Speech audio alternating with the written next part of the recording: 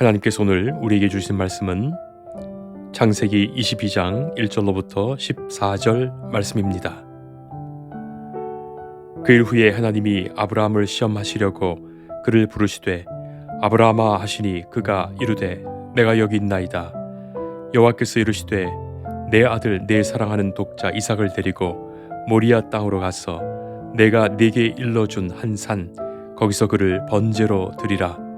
아브라함이 아침에 일찍이 일어나 나귀 위에 안장을 지우고 두 종과 그의 아들 이삭을 데리고 번제에 쓸 나무를 쪼개어 가지고 떠나 하나님이 자기에게 일러주신 곳으로 가더니 제3일에 아브라함이 눈을 들어 그곳을 멀리 바라본지라. 이에 아브라함이 종들에게 이르되 너희는 나귀와 함께 여기서 기다리라.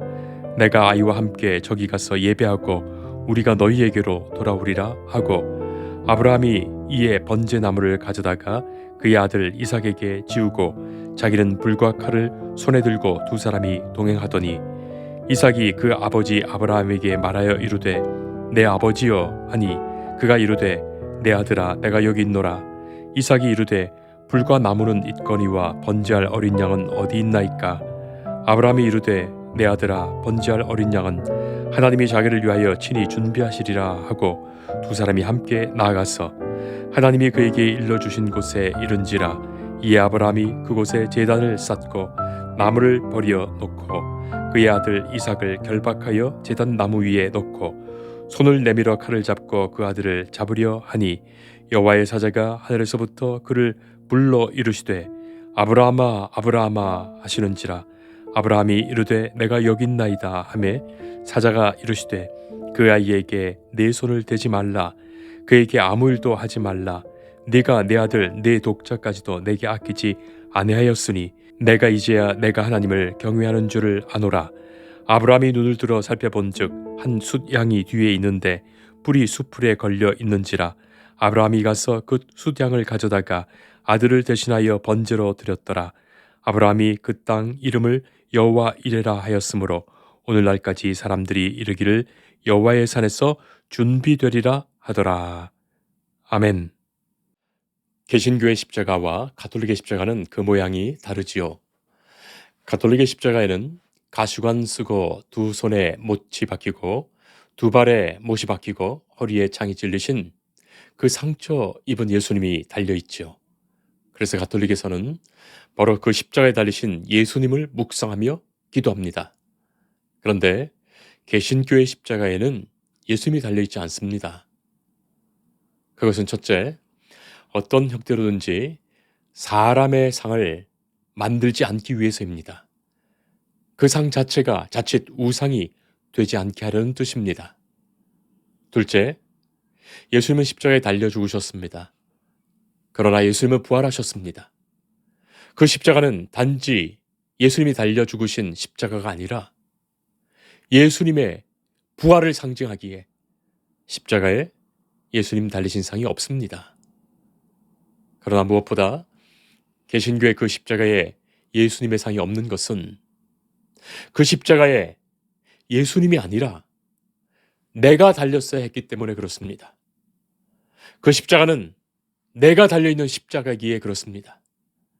그래서 우리는 그 십자가를 보면서 십자가에 달리신 예수님, 부활하신 예수님, 내가 달린 그 십자가를 묵상하며 고백하는 거예요. 사도 바울이 그 십자가에 나는 날마다 죽노라 한 그것입니다. 사랑하는 성도 여러분, 우리는 이 한 주간의 십자가를 보면서 분명히 묵상하며 기도할 것이에요. 예수님이 가시관을 쓰심은 내가 머리로 지은 죄를 씻어주기 위함이고 로마 병정의 채찍으로 가슴을 맞으심은 우리 마음의 죄악을 씻어주기 위함입니다. 손에 못이 박힌 것은 내 손이 범죄한 것을 씻어주기 위함이고 두 발의 피를 흘린 이유는 가서는 안 될 곳에 가는 내 발의 죄를 씻어주기 위함입니다. 결국 옆구리에 물과 피를 다 쏟으심으로 인간의 죄를 정결하게 해주십니다. 십자가는 구원의 은총입니다. 죄사함의 은혜예요. 오늘 우리가 함께 읽은 창세기 22장은 참으로 구약 성경 중에서 너무나 극적이고 신비로운 장면이 기록되지요. 그리고 이 본문에서 기독교에 너무나도 중요한 신학적 사상이 나타납니다. 하나님은 이 말씀으로 도전적인 질문을 던지시고 또 이 말씀으로 삶의 가장 중요한 고백을 대답하게 하십니다. 오늘의 말씀은 아브라함이 자기의 아들 이삭을 하나님께 바쳐야만 하는 바로 그 장면이에요. 여기에 등장하는 아브라함은 실제로 기원전 약 2000년 전쯤의 인물입니다. 예수님이 이 땅에 오시기 전 2000년 전쯤이에요. 당시 문명의 도시였던 메소포타미아의 도시였던 그 우르에서 태어났고 자랐던 아브라함이었지만 하나님은 그에게 새로운 땅으로 가라 지시하셨고 그 땅에서 수많은 민족의 조상으로 삼으시겠다 약속했습니다. 그는 하나님의 약속대로 그토록 간절히 기다리던 아들을 100세의 늦은 나이에 얻게 되지요. 얼마나 사랑스러웠을까요? 그야말로 눈에 넣어도 아프지 않을 그런 아들을 사랑하며 그 아들과 함께 살아가는 그 어느 날 하나님은 너무나도 무섭고 잔인한 명령을 내리십니다. 네 아들, 네 사랑하는 독자 이삭을 데리고 모리아 땅으로 가서 내가 네게 일러준 한 산, 거기서 그를 번제로 드리라. 이 말이 어떻게 들리십니까? 우리는 이 지점에서 분명히 생각하게 되지요. 첫 번째, 네 아들, 네 사랑하는 독자 이삭이라고 말씀하셨습니다. 아브라함이 사랑하는 아들이에요. 네 사랑하는 이삭입니다. 사랑한다는 표현이 이 명령의 성격을 암시하죠. 하나님의 이 말씀은 사랑에 대한 도전적인 명령이 되는 겁니다. 하나님이 이 명령으로 하나의 시험을 하셨는데 곧 그것은 사랑하는 것의 도전이며 사랑이 더욱 사랑되게 하시는 시험된다는 뜻이에요. 아브라함이 얼마나 사랑했을까요? 눈에 넣어도 아프지 않을 아들이에요. 이 아들을 위해 산 일평생이었다고 해도 과장이 아닙니다. 이 아들로 인하여, 이 사랑으로 인하여 이제는 죽어도 좋다는 자기의 모든 것을 성취한 참으로 보상적 결과의 그런 사랑, 어쩌면 집착적 사랑이기도 합니다. 둘째, 네가 사랑하는 아들인데 독자입니다. 다른 무엇으로도 바꿀 수 없는 존재예요. 다른 아들이 또 있지 않습니다. 다른 대안이 존재하지 않습니다. 여러 아들 중에 사랑하는 한 아들이 아니에요. 그야말로 유일한 아들 독자입니다. 독자라는 말에는 그것 아니면 이라는 전제가 허용되지 않습니다. 대체 불가능하죠. 우린 살면서 최선이 아니라 차선, 차선이 아니면 차차선, 그것마저 아니라면 최악을 피하는 것, 그런 선택들을 합니다. 그러나 이 독자라는 것은 다른 대안이 없는 일이에요. 더는 대체 못할 절박함이 이 독자라는 말에 들어 있습니다. 셋째는 모리아 땅으로 가야 합니다. 그곳에 일러주시는 한 산으로 가야 합니다. 이어진 본문을 보니 3일 정도 가야 하는 곳입니다. 시간과 공간이 마련됩니다. 지금 이곳이 아닙니다. 여기가 아니에요. 하나님이 따로 준비하신 그 시간과 공간이에요. 그러니 그곳까지 이르는 데는 시간과 공간의 공백이 존재합니다. 이 공백의 공간과 시간이 얼마나 불안하고 두렵고 공포스러운지 말이죠. 지금도 그렇죠? 일이 터지기 전에 그 시간과 공간이 극도의 긴장과 두려움을 주는 거예요. 넷째는 이 명령의 결과는 이 사랑하는 아들, 독자인 아들을 번제로 드리는 것입니다. 번제는 제사로 드릴 때 완전히 죽여서 다 태워서 드리는 제사예요. 상상할 수가 없습니다. 아니 어떻게 주신 아들인데, 어떻게 얻은 아들인데, 어떻게 사랑하는 아들인데 이 아들을 하나님을 예배하며 번제로 드린다니 말이죠. 특별히 제사에서 드리는 이 희생 제물은 나를 위하여 나를 대신 잡아 죽이는 것이 됩니다. 그리고 하나님을 위하여 올리는 것이 됩니다. 이것이 과연 나를 위한 일이고 하나님 위한 일이 되는 것입니까? 이성적, 감정적, 철학적 판단으로 인간은 도저히 받아들일 수 없는 잔인한 명령이죠. 아브라함이 이 명령의 말씀을 들은 그날 밤 제대로 잠을 잤을까요? 그리고 아브라함이 하나님의 이 명령을 아내인 사라에게 말할 수 있었을까요? 사라의 입장에서는 섭섭했을지 몰라도 저는 아브라함이 사라에게 말하지 못했다고 생각합니다. 아브라함은 그날 밤의 고통에 사라가 끼어들 여지를 주지 않습니다. 이 문제는 하나님 앞에서 자신의 문제가 되었기 때문이에요. 언제나 신앙은 하나님과 나의 단독적, 절대적 문제가 되기에 그렇습니다. 사라에게 말한들 사라가 아브라함을 제정신으로 보겠습니까? 늙은이가 드디어 망령 들었다고 얼마나 구박하겠으며 만약 그렇지 않았다면 사라가 그 일로 더 큰 시험에 들고 받게 될 그 고통은 말할 수 없었을 것이에요. 아브라함은 그날 밤 그야말로 뜬 눈으로 꼬박 세웠을 겁니다. 그 밤에 아브라함은 너무나 중대한 결심을 하게 되죠. 이 결심이 무엇이었을까요? 저는 이 결심이 2000년이 지난 그 훗날 겟세마네에서 기도하시며 피와 땀을 다 쏟으시던 예수님의 그 결단과 다 있다고 생각합니다. 다음날 아침에 아브라함은 아침 일찍 일어나지요. 나귀의 안장을 지웁니다. 두 종과 그의 아들 이삭을 부릅니다. 그리고 번제에 쓸 나무를 쪼개어 준비합니다. 그리고 하나님이 일러주신 곳을 향하여 떠나지요. 4절 말씀 보면 3일이 걸립니다. 하나님이 지시하는 모리아 땅의 산으로 가는 그 여정이 3일이에요. 3일이라는 이 상징의 숫자가 특별하죠. 예수님이 죽으신 후에 3일 만에 부활하시는데 3일은 그야말로 죽음의 시간이었습니다. 아브라함이 지금 그렇습니다.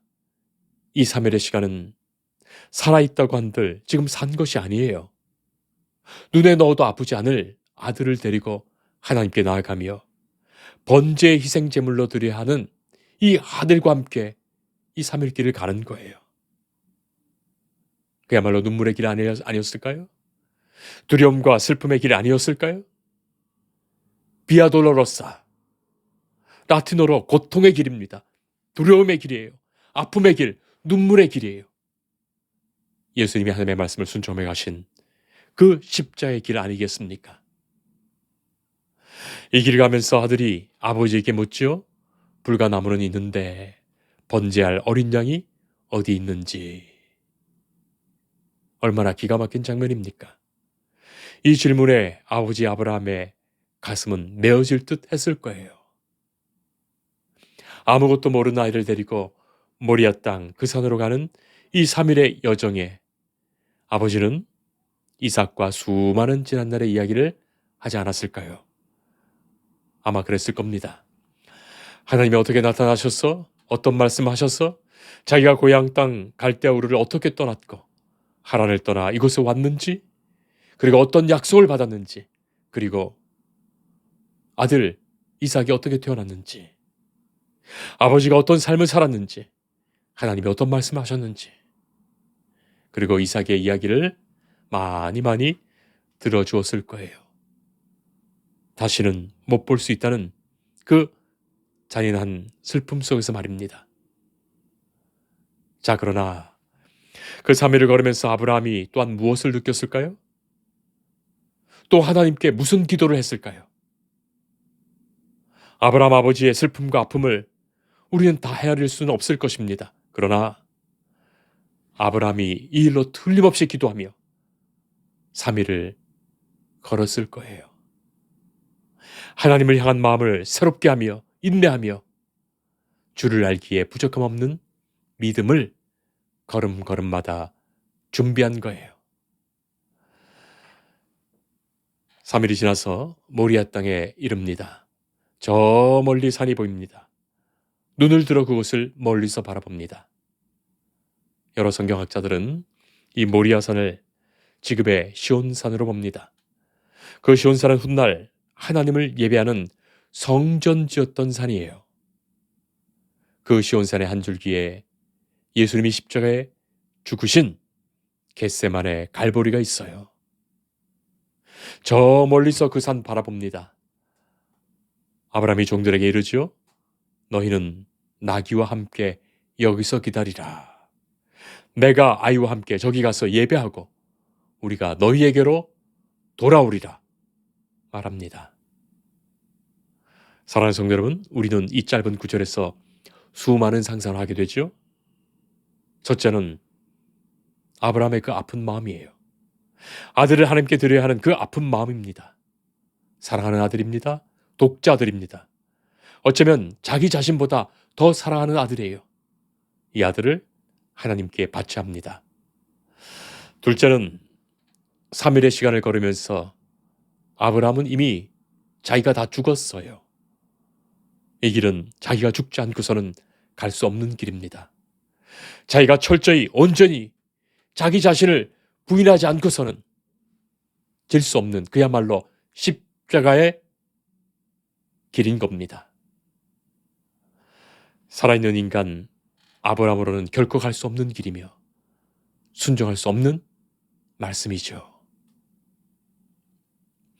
그리고 세 번째, 하나님의 마음을 얼마나 수없이 헤아렸겠습니까? 지금까지 하나님이 인도하여 주셨고 지켜주셨고 역사하셨던 그 모든 지난 일들을 다시금 기억하여 생각하며 도무지 자신이 생각하지 못했던, 생각할 수 없었던 하나님의 전지하심, 전능하심에 온전히 순종하며 무릎 꿇는 준비가 이루어지는 거예요. 넷째는 그리고 하나님의 약속대로, 그리고 하나님의 약속을 때때로 의심했더라도 이제는 하나님을 믿습니다. 하나님의 존재 자체를 믿고 하나님을 신뢰합니다. 하나님은 언제나 다시금 그 약속 말씀해 주셨고 그 약속의 말씀으로 믿음 더하여 주셨던 겁니다. 자신은 비록 약속을 지키지 못했더라도 하나님은 약속 지켜주신 하나님이에요. 하나님은 이 아들로 약속해 주셨습니다. 틀림없이 이 아들 이삭으로 하늘의 별과 바다의 모래같이 자손들을 주시며 왕들 주시며 나라 주신다 하셨어요. 방법은 모릅니다. 내가 다 알 수는 없습니다. 모든 것 내려놓고 하나님을 의지하죠. 하나님은 약속을 이루실 것입니다. 자, 그것이 아브라함의 믿음 된 거예요. 나로서는 상상할 수 없습니다. 내 생각, 내 판단, 내 의지 모든 것 다 내려놓고 오직 주를 의지하게 하옵소서. 그 마음 준비된 거예요. 그래서 아브라함이 종들에게 말하는 거예요. 너희는 나귀와 함께 여기서 기다리라. 그리고 다음 말을 합니다. 내가 아이와 함께 저기 가서 예배하고 우리가 너희에게로 돌아오리라 말합니다. 우리가 너희에게로 돌아오리라. 성도 여러분, 어떻게 생각하십니까? 농담으로 한 말이 아니에요. 종들 안심시키려 한 말이 아닙니다. 바로 거기까지 이른 거예요. 나는 다 모른다. 그러나 하나님은 말씀하셨고 하나님은 뜻이 있으시고 하나님이 이루실 것이니 우리는 다시 너희에게로 돌아오리라 한 것입니다. 결국 하나님은 이 아브라함의 믿음을 기뻐 받으셨고 이삭 아들은 털끝도 건드리지 않으십니다. 그리고 하나님은 이삭을 대신해서 번제의 양을 준비하시죠. 그러나 이 사건은 단지 그렇게 끝나는 것이 아닙니다. 2000년이 지난 훗날 하나님은 그야말로 당신의 사랑하시는 아들, 독생자 아들, 하나님 자신과 같은 그 존재인 자신을 실제로 번제 제물로, 속죄제 제물로, 화목제 제물로 우리를 위하여 내어주셨습니다. 하나님은 인간이 그 아들을 드리려는 그 마음만 보아도 우리가 하나님을 경외하는 것을 아시는데 인간은 어찌 된 것인지 하나님이 우리를 그렇게 사랑하신다고 말씀하시고 그 마음 보여주셔도 조금도 믿지 않고 마침내 하나님의 아들의 피를 보고서야 믿을 수 있다고 하니 말이죠. 그러나 그러고도 완악한 인간은 그 피를 보고서도 믿지 않으니 말이죠. 여기 하나님의 사랑과 하나님의 진노가 함께 나타나는 거예요. 예수님은 십자가에 달리십니다. 하나님은 기꺼이 나를 위하여, 우리를 위하여 독생자 아들을 이 세상에 보내셨고 그 아들을 십자가에 내어주십니다. 기도하겠습니다. 사랑의 하나님, 은혜의 하나님, 변함없는 사랑으로 우리를 인도하시는 하나님, 우리가 하나님을 사랑하시는 그 마음만 보여도 하나님은 너무나 기뻐하시며 우리를 당신의 자녀로 천국의 유업을 받을 자로 삼으시는데 우리는 십자가에 베푸신 하나님의 그 진실하신 사랑을 보면서도 하나님을 의심하고 하나님을 배반하고 하나님을 거역했던 자들입니다. 주의 긍휼과 은총으로 오직 주의 사랑에 응답하며 살게 하옵소서. 예수님 이름으로 기도합니다. 아멘. 주님을 늘 믿으며 그 손을 의지하고 내 몸과 마음을 바쳐서 끝까지 충성하리.